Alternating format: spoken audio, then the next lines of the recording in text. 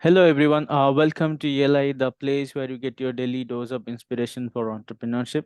And today we have with us Mr. Vicky Jain, who is the founder of uKnowva, which is a SaaS platform for human resource management. Hi, Vicky. Welcome to ELI. Hi, Priya.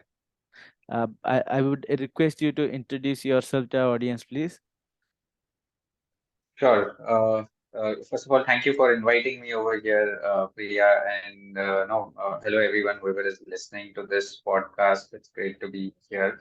A quick introduction about myself. I'm Vicky Jain, founder and CEO at uKnowva HRMS.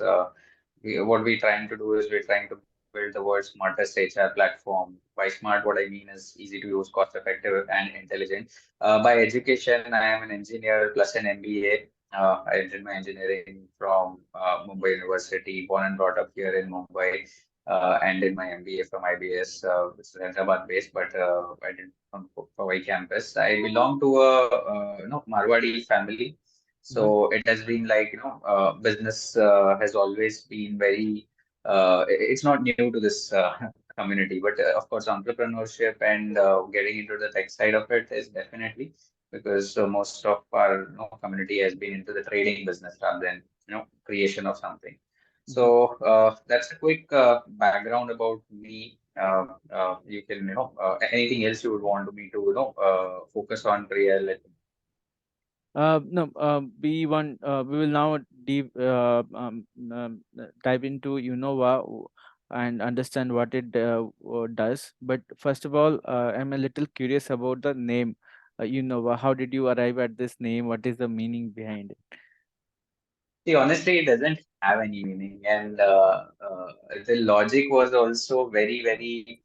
You might find it a little kind of you can say a bit childish on how we arrived at that name, but it was just like a brainstorming session, and then we thought of it. So the logic behind that was we started our company right after my college. When we passed engineering in 2008, and the world was going through a recession at that point of time, and we had kind of nothing to do. So we started our company and we got into our product business in 2012, which is in the name of uKnowva. My company is called Convergence IT Services Private Limited on papers, but uKnowva is the brand or the product name, you can say. Now, the logic behind putting a word, we were all brainstorming, and the only condition that I had put forward is, okay, the name should have V, U, V, and W in it. The reason was I have one of during a numerology session, someone had told me long time back, okay, if you get UVW in a particular name, it has a lot of luck and a lot of Mm. it's like God's blessings are there always. So that's why it was, and we just came up with this name and thought this looks good, this sounds interesting. Let's use this and move Interesting. forward. Interesting. Uh, there are at least hundreds of HRMS platforms out there in market. I personally have used around 10 HRMS like Great HR, Bamboo, and Oracle. Would like to understand what is unique about Innova. What differentiates Innova from others? So now this is something which my customers have told me. Honestly, I have not. So there are many HR tech or HRMS which probably concentrate on just one journey of the entire life cycle, be it recruitment, be it just employee life cycle, be it the PMS or yeah, there are very few which are end to end. So that is Hmm. one of the differentiating factors. Uh, like a lot of HRMS actually are payroll software. They're Hmm. not HRMS. I personally think HR has four major key areas of key responsibility areas. One is talent management, which is basically your employee lifecycle management or data management, leave attendance, exits, onboarding, etc. Which major HRMS is focused around this part of Hmm. HR KRA. Then there is talent development or talent acquisition. Let me take that first. Talent acquisition is basically ATS, recruitment, Yeah. hiring. There are a lot of tools around that as well. Then comes talent development, performance, L&D. e-learning, training, L&D, etc., etc. Again, many different tools around there as well. And one very important thing which most of the HRMSs do not have is the talent engagement, or do not address, is the Mm-hmm. talent engagement. Engagement is basically, connecting with them, knowing the pulse of your employees, their happiness. They are, maybe doing polls, surveys, having an intranet in place, etc., etc. Mm. So, one of the differentiating factors about our HRMS is it addresses all these four areas. Okay. So now why is this important? This all these four areas together, if they are automated, that will make your HR or HR function more strategic rather than transactional. And that is what is the future of HR, I would say. A lot of transactional stuff will be managed by softwares like ours.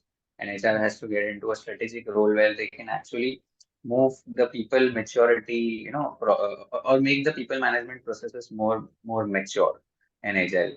So that's what differentiates overall as an offering. And in terms of differentiating factors about the product, my customers have told me this. I'm not saying just by my it is very easy to use. It is very cost effective. It is intelligent. It is flexible. These are four major differentiating factors which customers have told me. That's why they have opted for uKnowva compared to other HRMSs, which are already there, available now. Got you. Uh, what is the I'm assuming the core business model is a subscription based SaaS model. Is that correct, or Yeah. is there any other Yes. models around? Yes. It is SaaS, Got you. simple SaaS model. Got you. Take us through the journey of developing, building Innova. Like, how did you decide that this is what you want to do? Why HRMS? And what was your initial hypothesis? So actually, we started. Let me take you start a little earlier before this product inception. What had happened? Mm, We started our company, which and we earlier initially used to do complete custom development, building smaller websites, mobile apps, etc., etc. Purely services. mhm, Then one day we got a requirement, and when I was setting up this up, I realized the importance of having an some or the other system in place. So I actually I and my of course my co-founders built a small intranet for ourselves, mm, wherein we could park certain things, wherein we could have a small leave module also, and uh, do discussions and have chat, etc., etc. And of course, all of that was built using tools which won't cost us anything. Like, the same I could have, bought say a license of some intranet software or something, but we were completely bootstrapped, and we thought we'll build something. Then one of the customers gave us a very similar requirement, and he said, "I'm chasing a product. I'm trying to buy a product, but those guys are not entertaining." And he said, "Okay, okay." Then came the idea of the intranet, wherein we first built an intranet product, which was completely around, it's like creating a mini LinkedIn or, Insta or Facebook for your own organization. So we mhm, built, we launched that as a product. We realized, okay, we could actually, be the first one. And we were actually one of the, very initial players of having social intranet built out of India and, for the masses. So 2012 was the time when we launched our intranet product. We got initial good customers also like Exim Bank and Capital First and a few big names. But we soon realized that intranet is very early for the Indian market. mm, We used to take almost 6 months of time to close the sale, and that too cost was definitely a lot. Compared to the Western or the European markets, cost was a major factor here as well. So mhm, then we thought of kind of getting vertically expanding it. And HRMS was one of the very space wherein we thought this could be a good easy kill to start with the HRMS offering, because there is a need in the market. There are products which are doing just the talent management part, but not any. We can probably club both and go to the HR folks for their and offer them this service. Then we had a few customers who were already using our intranet. We pitched them the solution. They bought the HRMS, and that was the inflection point wherein people started referring us also, and we got a lot of referrals and coverage. And post that, we've been fortunate enough to get a lot of big customers like Kotak Bank uses a few modules of my software. Then there are big, MNCs, like, more than 3 lakh people use my software today on a daily basis. So, post that, it has been a very, very nice, journey. So that is how the idea of HRMS came into shape overall. Got you. Uh, would like to understand the product building process. Like you got a requirement from a client and you built you modified your existing intranet and deployed there. But you know, how did you go about productizing it, selling to other clients and packaging it, Mhm. creating a MVP out of it, and how did you test in the market, like if this is working, if it is a market fit or So, not? got it. Yeah, of course, a very important thing for any product, or in the journey of any product market fit.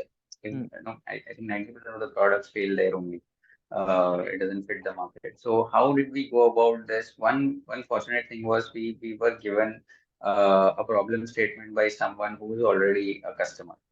mm, We built something and set it up, and then what we done is we tried and tried to pitch the similar offering to a similar company, like a mm, media company. We started, the first HRMS was over there. Then we got into some more media companies, tried to understand, okay, would this product be a fit?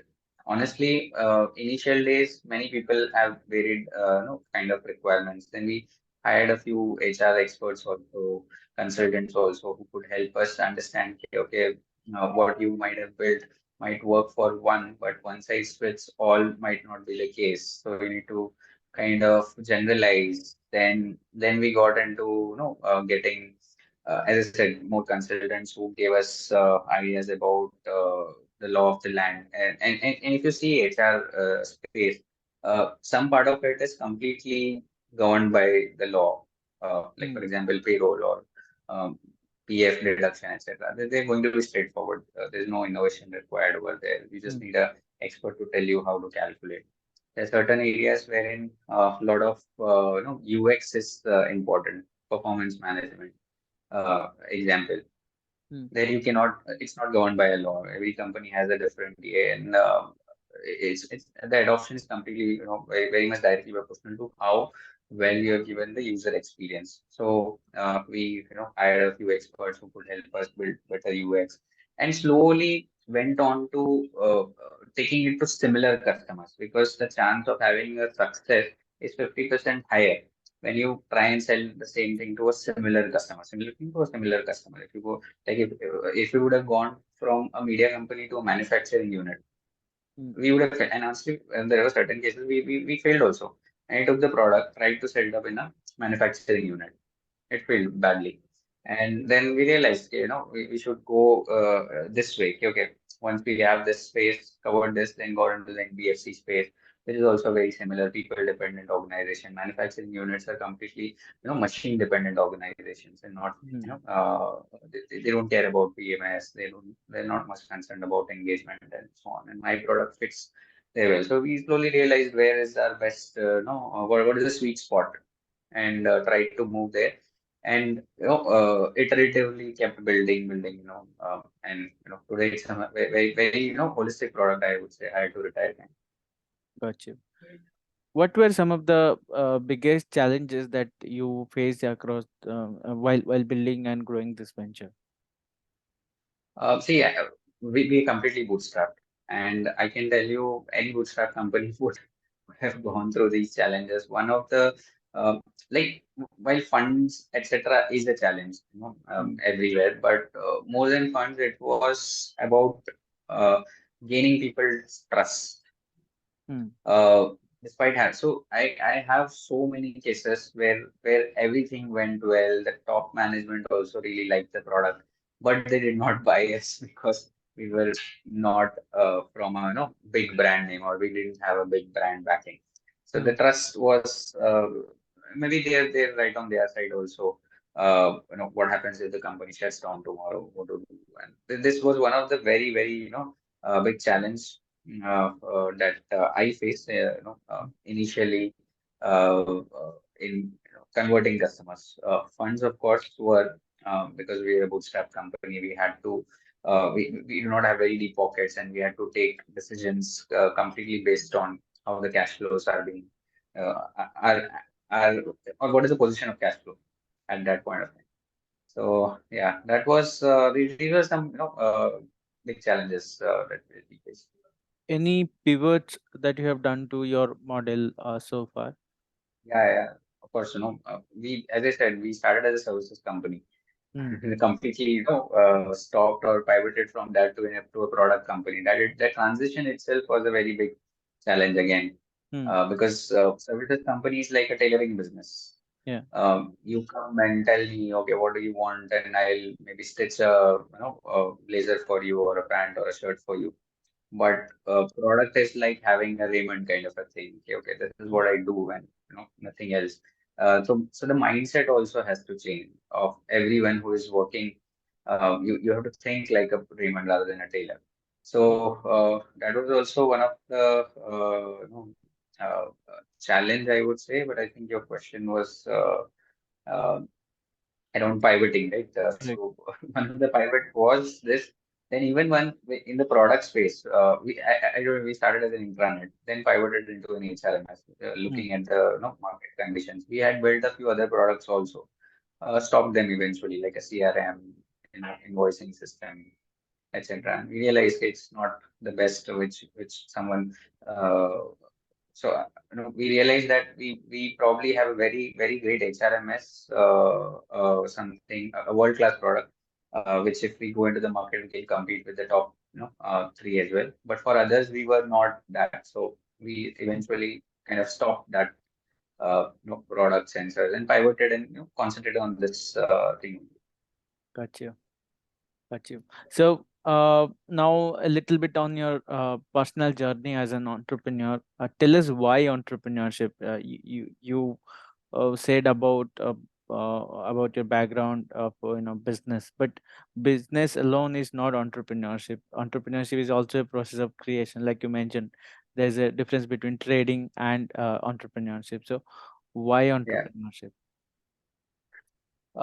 See, honestly, I'll tell you, maybe it was probably by chance as well. One of the key drivers, while I was very certain, and being from a Marwadi family, when I was in second year engineering also, my dad had told me, okay, at max, I'll let you work for 2 years somewhere. Hmm. Post that, you have to build a business by yourself, or I'll buy a shop for you, and you have to sit there and do a traditional business. We are basically into jewelry, Hmm. business, retail jewelry. So it was very clear for me. It was like and honestly, I did not want to get into that retail. Yeah, I was good at with engineering, computers. I liked a lot. I want to do something in this space only. So Hmm. initially, the plan was to get into a good company, learn something, and maybe set up a new company after 2 years of working somewhere. But fortunately or unfortunately, when we just graduated, the Lehman Brothers bubble had burst. Correct. So there was in 2008, it was a very bad time, Hmm. and there was a lot of layoffs. Honestly, the job market was hit badly, and so on. So it probably was a blessing in disguise also for us, because that is the time when we thought, okay, okay, anyways, there's nothing to do. Why Hmm. not start with something which could be into which could at least help me sustain and do what I'm liking. So got into this space. then realized, and honestly, it was until then I had just taken entrepreneurship very lightly. कि, okay, business है, कोई भी कर लेता है यार, मतलब my dad has been doing it, everyone else I'm doing it, but entrepreneurship is very completely different from business. Mm, It is more about value creation, as you rightly said, rather than just money making or operationally making it effective and so on. So value creation is something, and then this definitely I started liking what I was doing, and sort of getting into the product space. That was also one of the reasons getting into the product space was services was good revenue, good margins, but again value creation. I didn't see that happening. Finally, we are just doing a tailoring business, which doesn't create much value on earth. It was one of the motivating factors. That we want to do something which will probably leave a legacy mm. and also make us or the entire community or feel proud. Okay, okay, we built something in India which could probably be used by the entire world. What were, now that you have explained to us yeah, about why you chose entrepreneurship and what is entrepreneurship, can you tell us what are some of the skill sets that are required for entrepreneurship, or who should be a right person for entrepreneurship? What is the personal Uh, trait? okay, honestly, I would say entrepreneurship is not for normal people. Okay. Uh, I now I'll just like to tell you I read a book by Peter Thiel, Zero to One. Hmm. Maybe you might have a lot of, and it's a very nice book. And over there, in one of the chapters, it was said that entrepreneurs usually you have a standard normal curve Hmm. where which is skewed towards normal. Yeah, so 80% of the people will be normal, Correct. saying rest of the people will be abnormal. If you see Hmm. an entrepreneur's curve, it is an inverted bell curve. Okay. You will not find normal people there. Some are completely, very kind of hardworking types, and some are very. You'll find a lot of selfish entrepreneurs also. So what I would say is I cannot put it like a skill set for doing entrepreneurship. It's all about finding the right course on why to do entrepreneurship, but who should do entrepreneurship? I would say someone who can take risks, can manage failures, and can sustain in the worst of the scenarios also. Uh, should probably try, because honestly it's a very exciting journey, but at times it is very brutal as well. Hmm. And finally, my last question for you. Tell us what are the learnings that you have got as an entrepreneur. So all these years you would have faced multiple problems, probably made some mistakes, and you would have learned from it. So what are those learnings that are scalable, applicable at other ventures See, that we take away? honestly, there are so many, entrepreneurship can teach you a lot of things which school, college, any university actually cannot. Some of them are like patience. Building patience is also one of very important things that entrepreneurship taught me. Leadership. Uh, honestly, I haven't found any course that could make you a leader. It is situations like when you're doing business or when you're running a company, which gets the leader out of you. Then handling failures. One of the very these days I am seeing so many of suicides happening, and just for just because you failed in an exam leads to someone doing a suicide. And this is something which no school or college could probably ever teach you, handling failures. So that is something entrepreneurship has taught me, like patience, handling failures, leadership, also managing costs very well. That is also something which this entire journey taught me. So these are some very value added stuff, I would say, which I have learned in my overall entrepreneurship experience. And of course, it also tells you how to create value out of nothing. Nothing. Yeah. Cool. On this note, I think we are up with time. Thanks for joining, Vicky, and it was a pleasure to have you on our platform. Thank you. Thank you, Priya. I also equally enjoyed it. Thank you. Thank you. Have a good day. Have a great day. Bye.